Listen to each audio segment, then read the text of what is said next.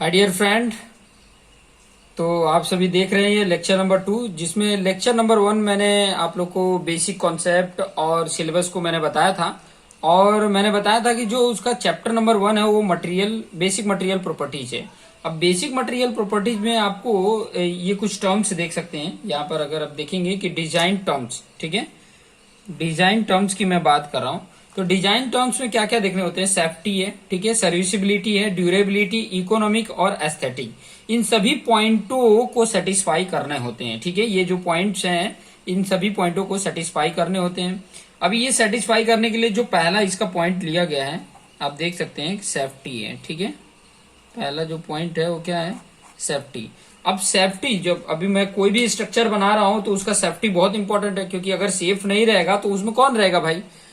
या कोई भी स्ट्रक्चर बन रहा है, चाहे रेसिडेंशियल हो, चाहे कॉमर्शियल हो, चाहे कोई भी टाइप का इंफ्रास्ट्रक्चर है, अगर उसका सेफ्टी का अगर ध्यान में नहीं रखा जाएगा कि वो सेफ है या नहीं है, तो फिर बाद में उसमें रहेगा कौन?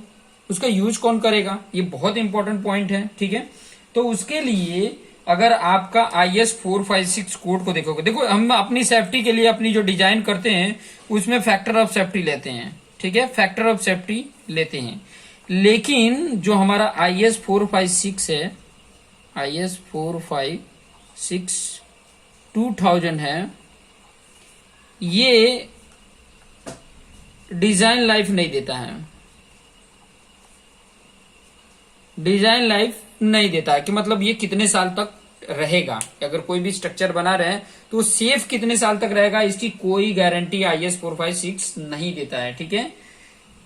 अगर आप IS 456 देखेंगे तो कहीं पर भी ये आपको लिखा हुआ नहीं मिलेगा कि ये जो मैंने स्ट्रक्चर बनाया ये 45 ईयर्स रहेगा या 30 ईयर्स रहेगा या तो 100 साल रहेगा। इसकी कोई गारंटी हमारा जो इंडियन स्टैंडर्ड कोड है ये कहीं नहीं देता है, ठीक है। कहीं पर भी मतलब टेक्निकली जस्टिफाई नहीं किया है, ठीक है। लेकिन वही अगर मैं बात करूं ब्रिटिश, जो ब्रिटिश स्टैंडर्ड है, जो ब्रिटिश स्टैंडर्ड है जिसको BSEN बोलते हैं, ठीक है, ये अपने जो कोड है उसमें 100 ईयर्स का, 100 to 125 ईयर्स का कम से कम ये कोड गारंटी देता है कि जो हम स्ट्रक्चर बनाएंगे वो 100 to 125 ईयर्स रहेगा, ठीक है। वो मतलब उसकी गारंटी देते हैं वो, ठीक है। अभी अगर मैं बात करूं जैसे कि मतलब जैसे टॉल बिल्डिंग हो गया, ठीक है, टॉल बिल्डिंग के लिए वो लोगों ने मतलब डिसाइड करते हैं कि कितना रहेगा, ठीक है। लेकिन हमारी जो गवर्नमेंट होती है वो मतलब ये नहीं करती है। लेकिन एक चीज तो मतलब है, जैसे कि अगर कोई भी हम बिल्डिंग बनाते हैं एज पर मतलब अपने इंडियन जो भी स्ट्रक्चर बनाते हैं तो उस ध्यान में रख के बनाते हैं कि कम से कम वो 30 साल तक उसकी डिजाइन लाइफ जो है, जो डिजाइन लाइफ है, ठीक है, जो डिजाइन लाइफ है वो कम से कम मतलब 30 साल तक तो रहे, ठीक है। कम से कम 30 ईयर्स जो है ना, कम से कम 30 ईयर्स तक तो सेफ रहेगा, 30 ईयर्स तक सेफ रहेगा, ठीक है। ये मतलब अपने एक्सपीरियंस के बेस पे मतलब ये, लेकिन गारंटेड नहीं होता है। बस इतना रहता है कि 30 साल तक तो भैया चलेगा ही, ठीक है, 30 साल तक कोई मतलब इसमें प्रॉब्लम नहीं होगी, ठीक है। अभी मैं इसमें और भी कुछ क्राइटेरिया की अगर मैं बात करूं कि जैसे कि अगर मान लो कि कोई स्ट्रक्चरल ऑडिट आती है, जैसे कि अगर मैं बोलूं कि कोई स्ट्रक्चरल ऑडिट आ गई, ठीक है, स्ट्रक्चरल ऑडिट आती है, ठीक है, ऑडिट मतलब कोई चेकिंग वोकिंग आ गई तो क्या चेक करते हैं? स्ट्रक्चरल ऑडिट आ गई तो उसका वो क्या क्या चेक करते हैं वो चीजें थोड़ा मैं बता देता हूँ कि उसका मेंटेनेंस चेक करते हैं कि मेंटेनेंस बराबर है या नहीं है, ठीक है, उसका मेंटेनेंस चेक करते हैं। मेंटेनेंस पे उसके ध्यान देते हैं। और मेंटेनेंस में आप देखोगे तो क्या मेंटेनेंस में क्या क्या चेक करते हैं, ठीक है, श्रिंकेज की बात चेक करेंगे, श्रिंकेज हो गया या क्रीप हो गया, ठीक है, या तो उसका टेम्परेचर की बात करें, टेम्परेचर वेरिएशन, ठीक है, टेम्परेचर वेरिएशन की बात कर लें, ठीक है, या अगर मैं बात करूं सेटलमेंट ऑफ फाउंडेशन,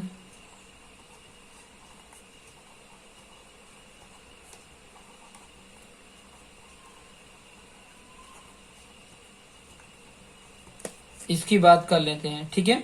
ये सारी चीजें वो चेक करते हैं। अब मैं यहाँ पे अगर मैं बात बताऊं कि जो क्रैक्स होते हैं ना, ये जो क्रैक्स की बात कर रहा हूं, तो IS 456 क्या देता है क्रैक्स के लिए। तो क्रैक्स आ जाते हैं ना कंक्रीट में, ठीक है, क्रैक्स जो आ जाते हैं कंक्रीट में, तो IS 456 ये कोड है जो मैंने आपको बताया था कि मटेरियल ये यूज करते हैं। IS 456 में आप क्लॉज देखोगे, क्लॉज 35 के 3 के 2 में अगर आप देखोगे तो ये जो देता है वो कितना देता है, 0.1 mm देता है, 0.2 mm देता है, और ये 0.3 इसकी जो लिमिट अगर है ना, 0.3 पे अगर आ जाता है इतना क्रैक, तो इसमें कोरोजन आ जाता है। और जब कोरोजन देखो, ये इतना क्रैक होने की वजह से क्या होगा, वाटर उसके अंदर, नमी उसके अंदर जाएगी, और जिसके अंदर जो स्टील यूज हुआ है ना, स्टील जो यूज हुआ है उनमें कोरोजन आ जाता है। स्टील में क्या आ जाता है, स्टील में कोरोजन आ जाता है, ठीक है, स्टील में क्या हो जाता है, कोरोजन आ जाता है। और कोरोजन आने की वजह से क्या हो जाता है कि स्टील का स्ट्रेंथ क्या हो जाएगा, ये अगर आ गया तो स्टील का स्ट्रेंथ क्या हो जाएगा, कम हो जाएगा। स्टील का जो स्ट्रेंथ होता है कम हो जाता है, स्टील का स्ट्रेंथ क्या हो जाएगा, कम हो जाता है, ठीक है। तो ये चीजें थोड़ी सी ध्यान में रखने वाली पॉइंट थी। बहुत सारे पॉइंट हैं जो बहुत ही इंपॉर्टेंट हैं। अभी जो मैं अगर जो मतलब डिजाइन लाइफ देते हैं, इंडियन गवर्नमेंट जो देती है, इंडियन के जो कंस्ट्रक्शन करने वाले जो इंजीनियर्स हैं, वो थंब रूल्स का, ठीक है, थंब रूल्स के बेस पर वो इतना अंदाजन बता देते हैं कि हाँ इतना एक्चुअली इतने ईयर्स के लिए ये इसकी डिजाइन है, ठीक है। जैसे कि मैं यहाँ पे अगर आपको बताऊं, दूसरा पेज लेकर मैं यहाँ पे समझा देता हूँ, ठीक है।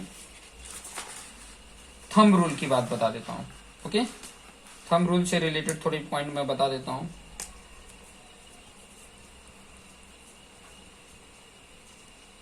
थंब रूल है क्या, मैं ये चीजें थोड़ा सा बता देता हूँ। थंब रूल मतलब on the basis of experience, ठीक है, एक्सपीरियंस के बेस पे अपना वो रूल देते हैं, ठीक है। और रूल क्या है वो चीजें मैं यहाँ पे लिख के बता देता हूँ। पहला, अगर इस टाइप का स्ट्रक्चर है कि ब्रिज है या हाई राइज बिल्डिंग है, ब्रिज एंड हाई राइज अगर बिल्डिंग है, कोई ब्रिज है या हाई राइज बिल्डिंग है, तो उसकी जो डिजाइन होती है ना, उसकी जो डिजाइन है वो क्या है, 100 ईयर्स है, ठीक है। ब्रिज मतलब bridge and high rise building है, उसकी डिजाइन 100 ईयर्स होती है, ठीक है। दूसरा अगर इंपॉर्टेंट पॉइंट, मतलब रेसिडेंशियल अगर कोई बिल्डिंग है या कॉमर्शियल बिल्डिंग है, रेसिडेंशियल बिल्डिंग,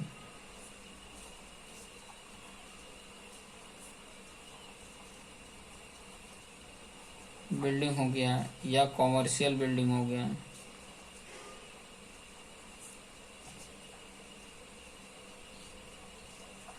ठीक है, तो उसकी जो डिजाइन होती है ना वो होती है 60 to 80 ईयर्स, 60 to 80 ईयर्स, ठीक है।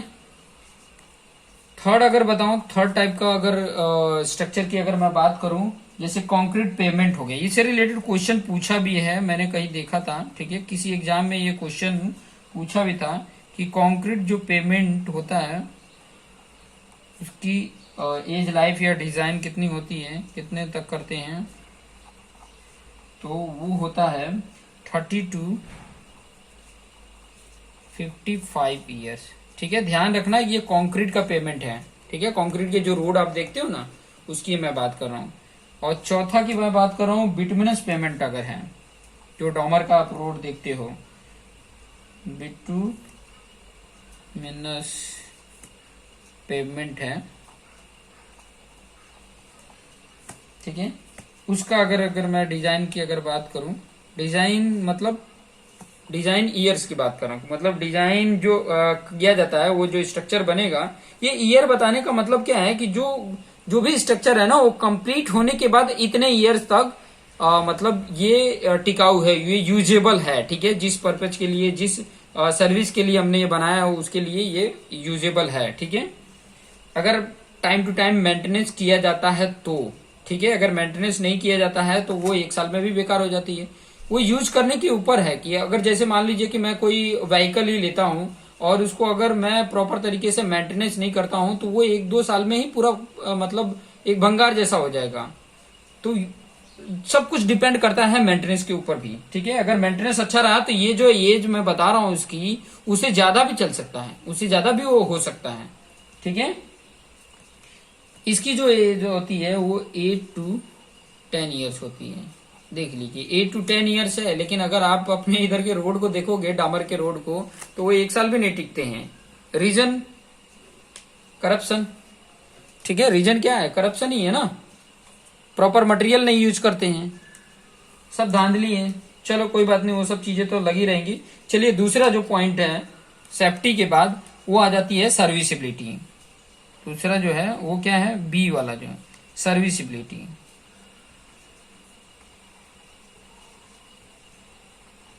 अब सर्विसिबिलिटी है क्या, ठीक है।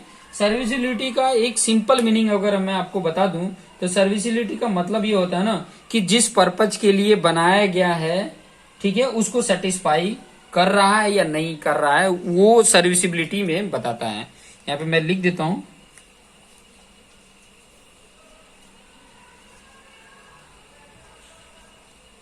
जिस पर्पज के लिए स्ट्रक्चर बनाया जा रहा है उसको सेटिस्फाइड कर रहा है या नहीं, ठीक है। ये पॉइंट को ये बताता है, ठीक है। जैसे कि मान लीजिए कि कोई मैंने एजुकेशनल बिल्डिंग बनाया है, ठीक है। अभी एजुकेशनल बिल्डिंग बनाया, जितने साल के लिए मैंने बनाया, कितने साल तक तो ये एजुकेशन पर्पज के लिए यूज होगा। लेकिन कुछ कुछ सालों में, जैसे मान लीजिए 30 ईयर्स के लिए एजुकेशनल बिल्डिंग बनाया, लेकिन 10 साल में ही वो क्या हो जा रहा है कि कहीं से लीकेज हो गया, पानी आने लग जाता है मानसून सीजन में, तो फिर बाद में उसको किसी और पर्पज के लिए यूज करने लग जाते हैं। तो सर्विसिबिलिटी ये डिसाइड करता है कि भैया वो कितने टाइम तक टिकेगा, ठीक है। मैं जिस पर्पज के लिए कर रहा हूँ, जिस पर्पज के लिए मैंने बनाया है, ठीक है, कि ये बिल्डिंग स्कूल बिल्डिंग मैंने बनाई है, ये स्कूल के लिए कितने समय तक ये टिकेगा, ये सर्विसिबिलिटी डिसाइड करती है, ठीक है। सब कुछ मैं मतलब आपको डिटेल में एकदम अच्छे से, ये मटेरियल की प्रॉपर्टीज है, तो मटेरियल की प्रॉपर्टीज में तो जो जो मेन मेन है वो चीजें मैं बता दूंगा। बाकी डिटेल में अगर आपको पढ़ना है तो अलग से मैंने बिल्डिंग मटेरियल, जिसमें 50+ वीडियोज हैं, उसमें आप कंक्रीट वाला पार्ट उठा के देखिए, उसमें बहुत कुछ डिटेल में मैंने पढ़ा के रखा है, ठीक है।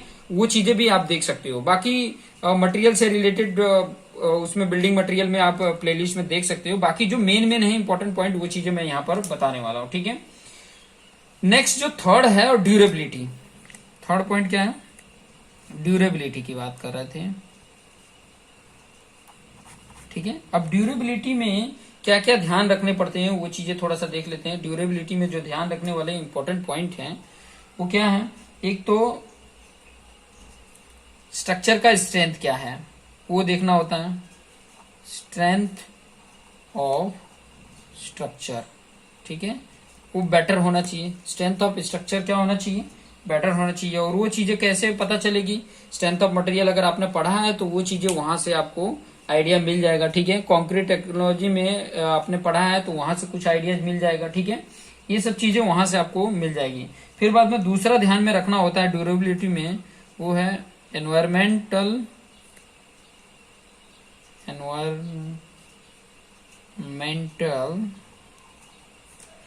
एक्सपोजर ऑफ स्ट्रक्चर,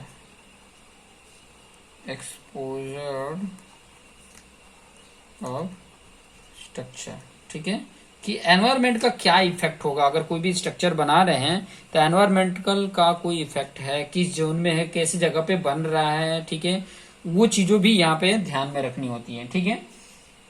इससे रिलेटेड अगर पॉइंट मैं बोलूं तो यहाँ पे लिख लेते हैं, ठीक है, उससे रिलेटेड कुछ और इम्पोर्टेंट पॉइंट मैं यहाँ पे लिख देता हूँ कि structure should be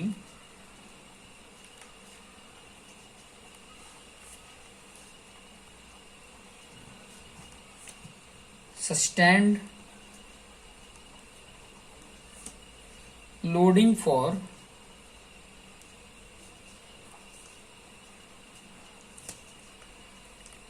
which it was designed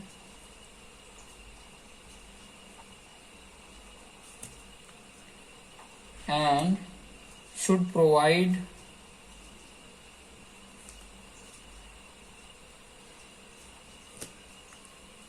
performance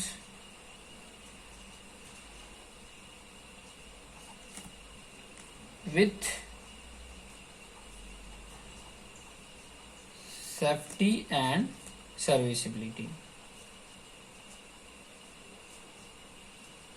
ठीक है। तो ये पॉइंट को ध्यान से समझिए। Structure should be sustain loading for which it was design and should provide performance with safety and serviceability, ठीक है, सेफ्टी और सर्विसिबिलिटी प्रोवाइड करे, इस प्रकार से हम इसको मतलब ये परफॉर्मेंस मतलब प्रोवाइड हो सके, होना चाहिए, इस प्रकार से हमें डिजाइन करना होता है, ठीक है।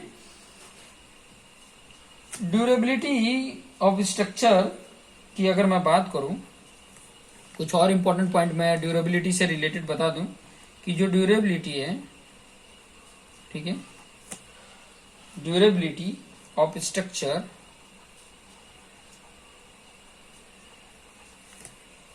Without serviceability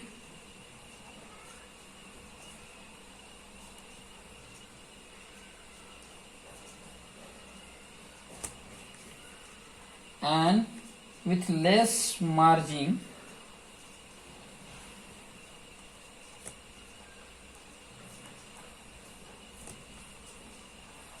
of factor of safety, ठीक है। फैक्टर ऑफ सेफ्टी के बारे में अगर जानना है तो स्ट्रेंथ ऑफ मटेरियल का मेरा वीडियो देख सकते हैं। Has no meaning, hence no meaning, कोई मीनिंग ही नहीं है अगर आपने सर्विसिबिलिटी के बिना कोई भी ड्यूरेबिलिटी को चेक कर रहे हो और उसकी फैक्टर ऑफ सेफ्टी की मार्जिन को एकदम लेस रख रहे हो तो कोई मीनिंग ही नहीं है, ठीक है। एक तरह से देखा जाए तो कोई मतलब ही नहीं निकलता है कि क्या मतलब ये अब डिजाइन करके भी क्या कर रहे हो, जिस पर्पज के लिए आप बना रहे हो वो पर्पज में ये काम ही नहीं आ रहा है तो क्या मतलब निकल रहा है, ठीक है। तो चलिए कुछ और, जैसे कि चौथा जो पॉइंट था इकोनॉमी, इकोनॉमी भी आप बढ़िया तरीके से अच्छे से जानते हैं कि इकोनॉमी क्या है, ठीक है। इकोनॉमी का मतलब ये होता है ना, उसमें ध्यान रखना होता है कि आपका स्ट्रेंथ भी हो और पैसा भी कम लगे, इसी को इकोनॉमिक बोला जाता है। सिंपल मीनिंग में यही बता रहा हूं कि स्ट्रेंथ बेटर हो, सिंपल मीनिंग में यही मेरा कहने का मतलब है कि उसका स्ट्रेंथ बेटर हो, स्ट्रेंथ क्या हो, बेटर हो, और पैसे कम लग रहे हो, उसी को इकोनॉमिक बोला जाता है, ठीक है। डी पॉइंट क्या है, इकोनॉमी, इकोनॉमी से रिलेटेड भी पॉइंट हम लिख लेते हैं, ठीक है। तो इकोनॉमी से रिलेटेड मैं जो पॉइंट बता रहा हूं वो चीजें भी यहां पे देख सकते हैं। Strength of structure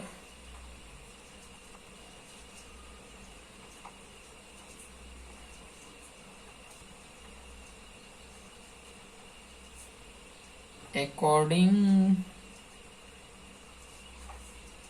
to design, according to design standard होना चाहिए।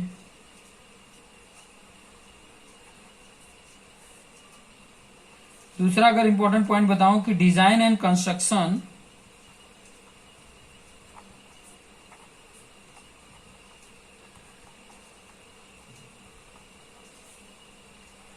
of any structure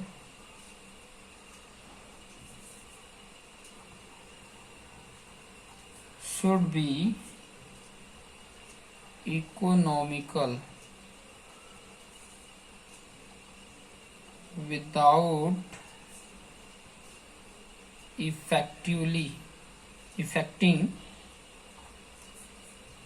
safety, serviceability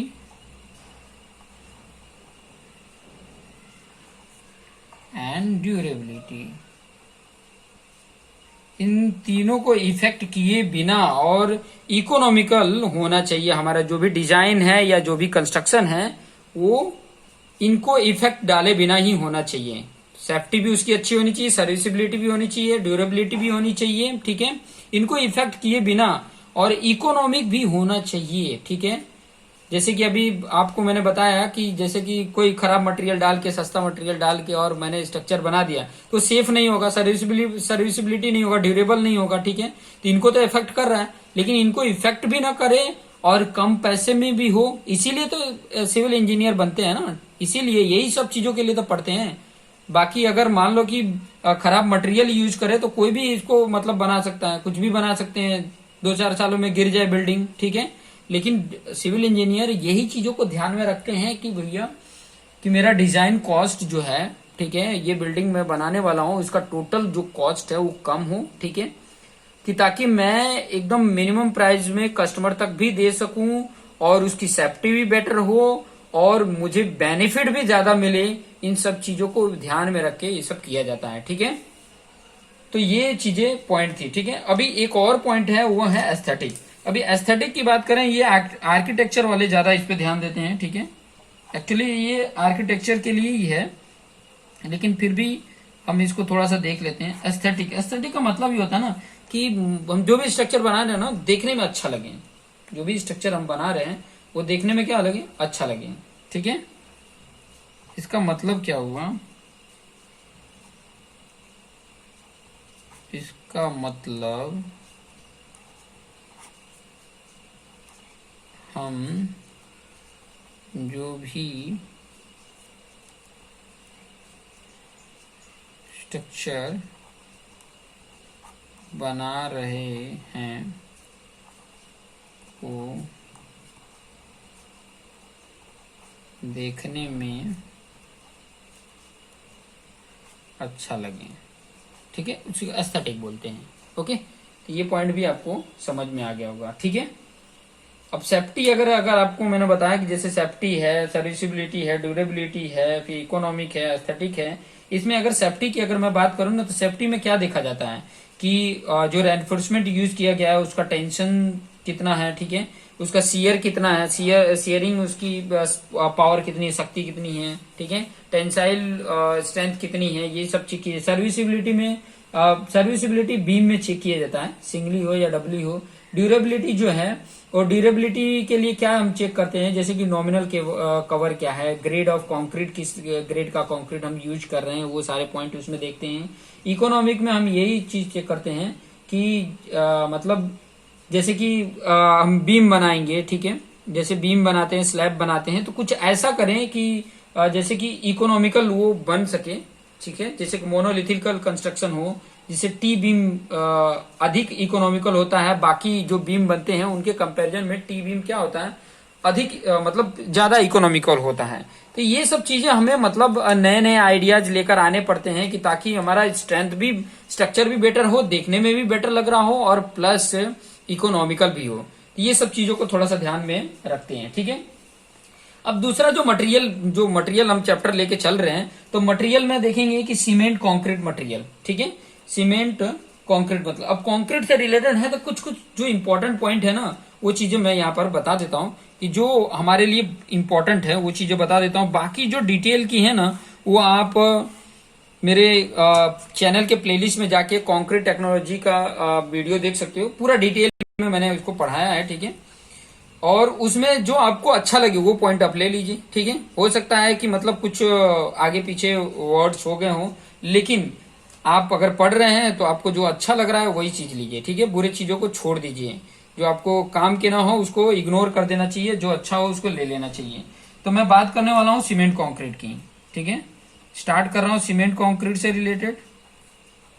तो ये सीमेंट कंक्रीट से रिलेटेड जो मैं बात करने वाला हूँ, इससे रिलेटेड देखते हैं हम क्या क्या चीजें हम ले सकते हैं। अभी आपको पता है ये चीजें तो आपको पता है कि तो ये सीमेंट कंक्रीट होता क्या है, ठीक है। सीमेंट कंक्रीट क्या होता है वो चीजें तो आपको पता है। क्या होता है कंक्रीट, यहाँ पर लिख के बता देता हूँ, बाकी तो आपको पता ही है कि concrete is a mixture of cement, water, fine aggregate, coarse aggregate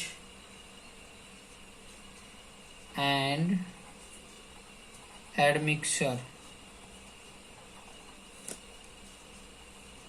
in proper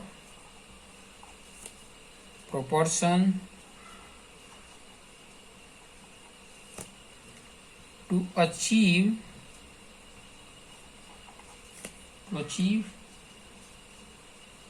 concrete to achieve concrete of desired property.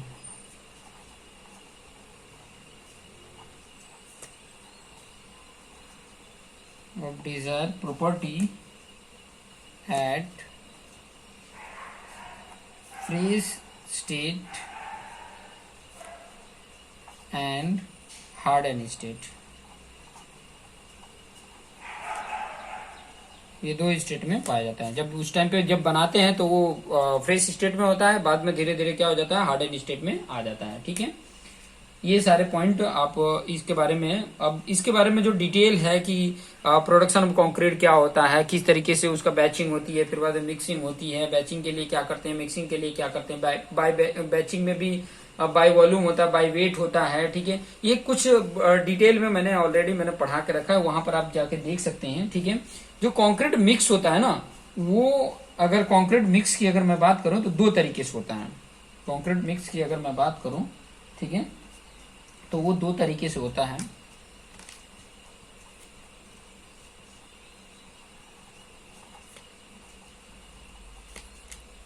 और वो दो तरीके क्या हैं, एक तो है नॉमिनल मिक्स,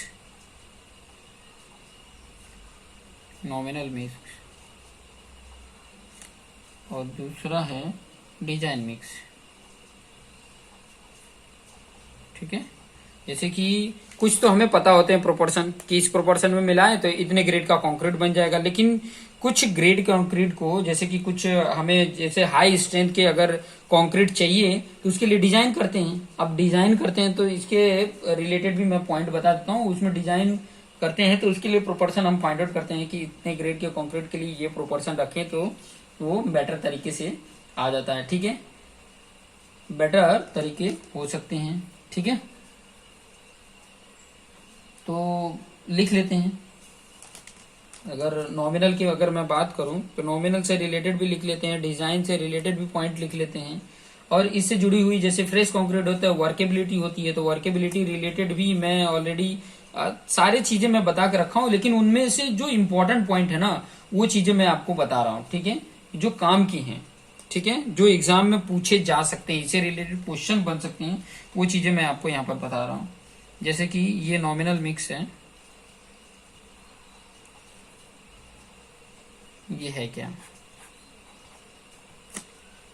तो nominal mix is based upon experience, ठीक है। नॉमिनल मिक्स जो किया जाता है वो एक्सपीरियंस के बेस पे किया जाता है, जो हमें पता है।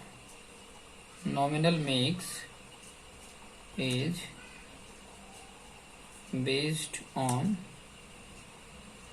एक्सपीरियंस, ठीक है।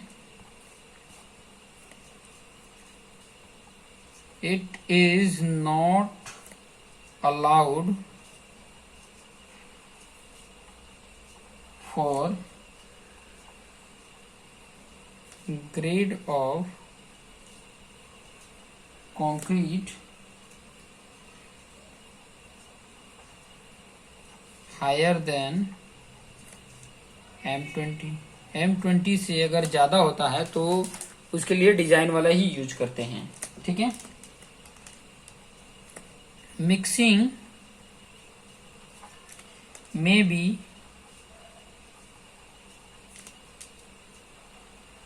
weight by weight हो और बाय वॉल्यूम, दोनों से कर सकते हैं इसमें, बाय वॉल्यूम, बट प्रोपोर्शनिंग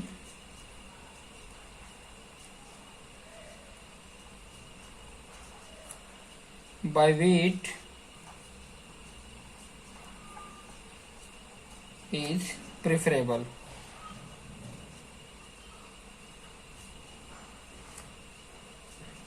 क्योंकि इसमें एरर क्या होता है, लेस होता है, बाय वेट में एरर क्या होता है, लेस होता है, इसलिए। ठीक है। फिर बाद में quantity of water is not fix, इसमें quantity of water is not fixed, इसमें क्वांटिटी ऑफ वाटर फिक्स नहीं होता है। ठीक है। उसके बाद से डिजाइन मिक्स के रिलेटेड भी पॉइंट देख लेते हैं, डिजाइन मिक्स से रिलेटेड कुछ पॉइंट देख लेते हैं जो हमारे लिए इम्पोर्टेंट है। ठीक है। डिजाइन मिक्स से रिलेटेड भी पॉइंट आपको बता देता हूँ। देखिए, जब से पेज नया पेज लेते हैं ना तो थोड़ा ब्लर होने लग जाता है, तो आप टेंशन मत लीजिए, मैं उसको क्लियर कर दूंगा कि ताकि आपको आसानी से समझ में आ जाए। ठीक है। दूसरा क्या था, डिजाइन मिक्स।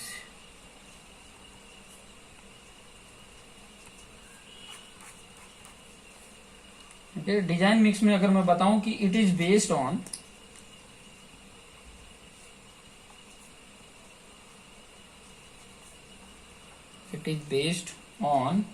calculation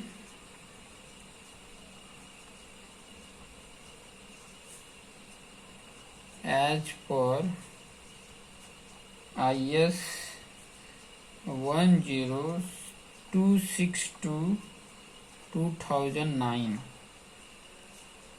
उसके बेस पे होता है।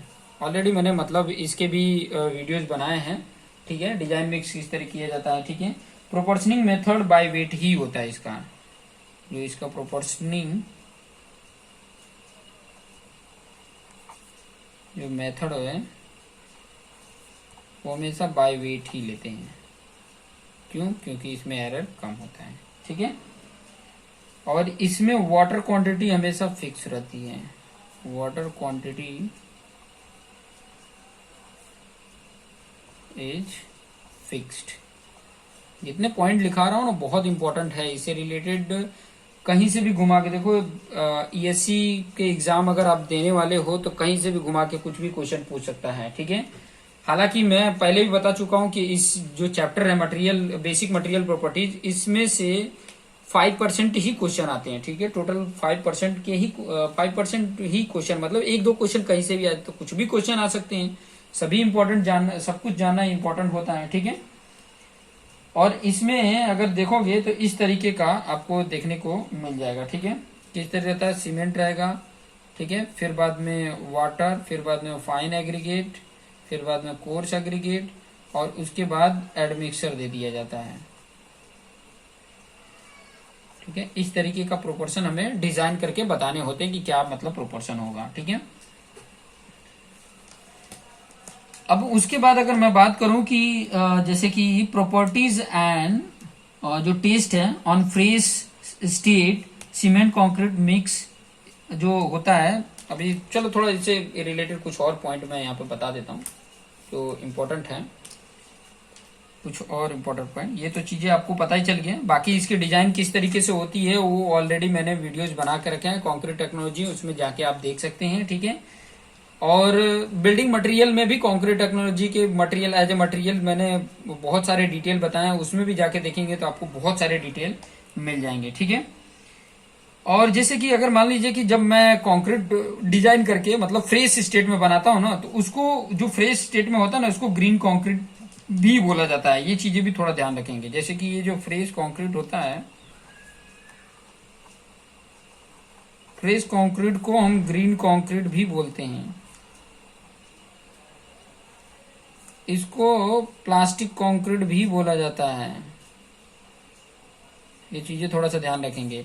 अब इससे जुड़ी हुई इसकी प्रॉपर्टीज आपको अगर जानना है तो वो वीडियोज मेरा देख लीजिए, फ्रेश कंक्रीट वाला वीडियोज। फिर बाद में इससे रिलेटेड जो टेस्ट है, टेस्ट मतलब वर्केबिलिटी से रिलेटेड आएगा। वर्केबिलिटी से रिलेटेड, तो वर्केबिलिटी क्या है वो चीजें थोड़ा देख लीजिएगा। और इससे जुड़ी हुई वर्केबिलिटी मेजर करने के लिए कई सारे टेस्ट हैं, जैसे कि स्लम्प वैल्यू, ठीक है। फिर बाद में कॉम्पैक्टिंग फैक्टर आ जाता है, कॉम्पैक्टिंग फैक्टर टेस्ट, ठीक है, किस तरीके से होता है। फिर बाद में अगर आप देखोगे तो फ्लो टेस्ट हो जाता है, वीबी कंसिस्टोमीटर टेस्ट हो जाता है, ठीक है, फ्लो टेस्ट आ जाता है, वीबी कंसिस्टोमीटर टेस्ट हो जाता है। लेकिन इससे जुड़ी हुई जो इम्पोर्टेंट पॉइंट है ना, वो चीजें मैं यहाँ पे थोड़ा सा बता देता हूँ, बहुत इंपॉर्टेंट है। उससे जुड़ी हुई जो इम्पोर्टेंट पॉइंट है वो मैं बता दूं कि जैसे कि मैं यहाँ पे ले रहा हूँ कि यहाँ पे ही मैं बता देता हूँ, डिग्री, यहाँ पे डिग्री ऑफ वर्केबिलिटी ले लेता हूँ, ठीक है। दूसरा इंपॉर्टेंट पॉइंट यहाँ पर ले लेता हूँ कि कॉन्क्रीट कंडीशन, कॉन्क्रीटिंग कंडीशन, मतलब कहाँ पे हम कॉन्क्रीटिंग कर रहे हैं, कॉन्क्रीटिंग कंडीशन की बात कर लेते हैं, ठीक है। और उसके बाद यहाँ पर मैं उसकी स्लम्प वैल्यू,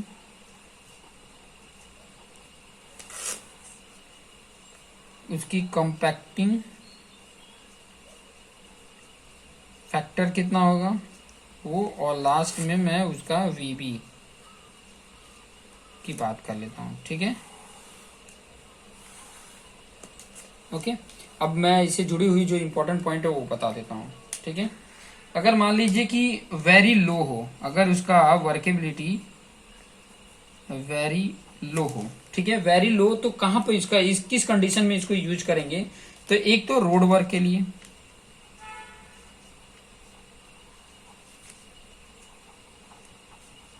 ठीक है, रोड वर्क हो, ठीक है, या तो रोड रोलर हो रहा,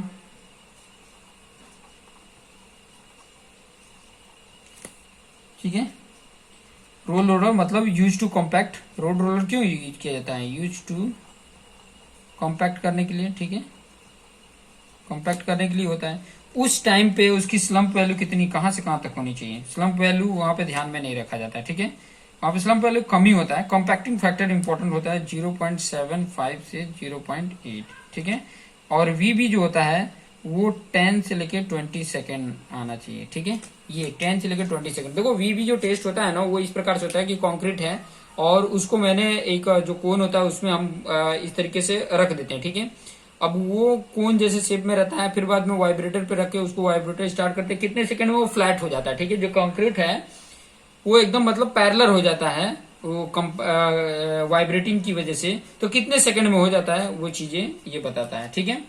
फिर बाद में अगर वेरी लो वर्केबिलिटी हो, ठीक है, वेरी लो हो, ठीक है, तो वो कहां पर किसके लिए किया जाता है, ठीक है, वो भी चीजें मैं बता देता हूँ यहाँ पे शॉर्ट में मैं बता देता हूँ। एक तो वेरी लो, ठीक है, वेरी लो तो बता दिया, फिर बाद में लो की बात कर रहा था, सॉरी, लो की अगर मैं, ये वेरी लो का था, ये लो का, अगर लो के लिए होता है तो जहां पे मतलब लाइटली रेनफोर्स सेक्शन होता है,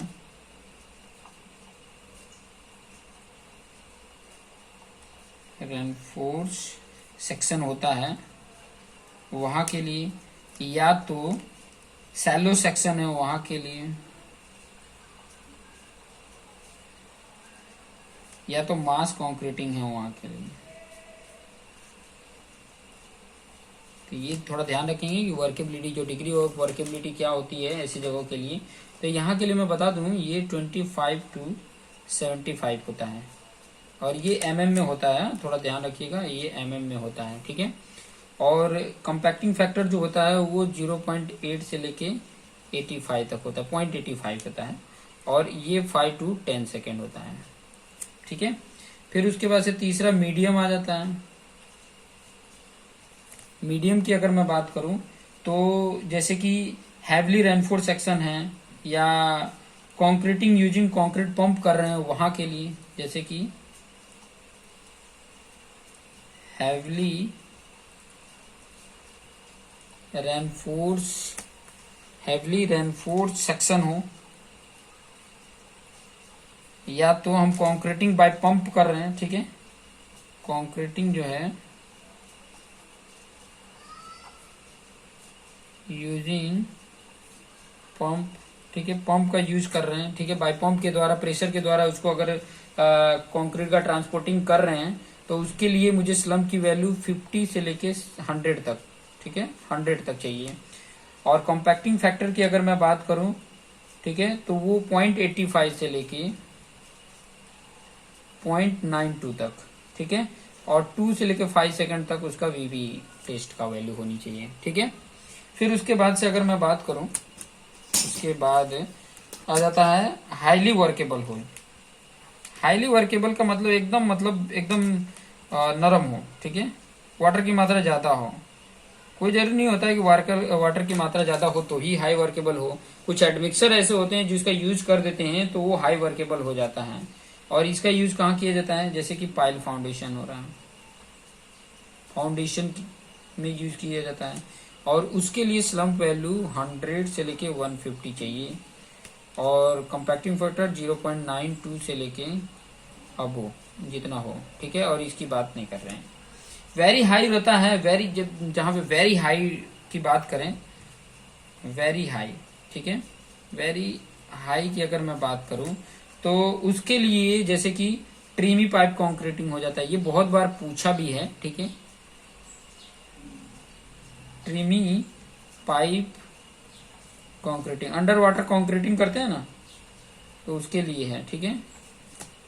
स्लम्प वैल्यू वहां पे नहीं इंपॉर्टेंट होता है, यहाँ पे ये इंपॉर्टेंट होता है, 0.92 से ये भी अबो होता है, ठीक है, कॉम्पैक्टिंग फैक्टर टेस्ट, ठीक है। ये चीजें इंपॉर्टेंट होती है, तो ये चीजों को थोड़ा सा ध्यान में रखेंगे। अब इससे रिलेटेड और कुछ इंपॉर्टेंट पॉइंट देखिए, मटेरियल मैं सोच रहा हूँ कि इसमें जो भी मटेरियल के पॉइंट है वो इस वीडियोज में कंप्लीट कर दूं, ठीक है। अभी 1 आवर्स कंप्लीट नहीं हुए हैं, 1 आवर्स में अभी तो 40 मिनट ही हुए हैं, ठीक है, 40 या 42 मिनट हुए हैं। तो थोड़ी मैं बता देता हूँ, थोड़ी जानकारी मैं थोड़ा सा बता देता हूँ कि ये चीजें आपने देख लेना, ठीक है। और उसके बाद मैं स्टार्ट कर दूंगा आपका जो लिमिट स्टेट डिजाइन वाला पोर्शन आपका स्टार्ट कर दूंगा, ठीक है, जिसमें आपका बीम आ जाएगा, कॉलम आ जाएगा, स्लैब आ जाएगा। नेक्स्ट वीडियो से वो सब चीजों का बेसिक कॉन्सेप्ट आपको देखने को मिल जाएगा, ठीक है। तो इसमें आपको आगे अगर मैं बताऊं तो आप जैसे कि fresh concrete, hard and concrete मेरा देखें, जिसमें हार्ड एंड कंक्रीट में जो टेस्टिंग होती थी, उसका टेंसाइल स्ट्रेंथ हुआ, ठीक है, कंक्रीट को टेंसाइल स्ट्रेंथ कैसे उसको फाइंड आउट करते हैं, ये सारी चीजों को मैं जिक्र ऑलरेडी कर चुका हूँ। वो सब चीजें आप उसमें से देख लेंगे।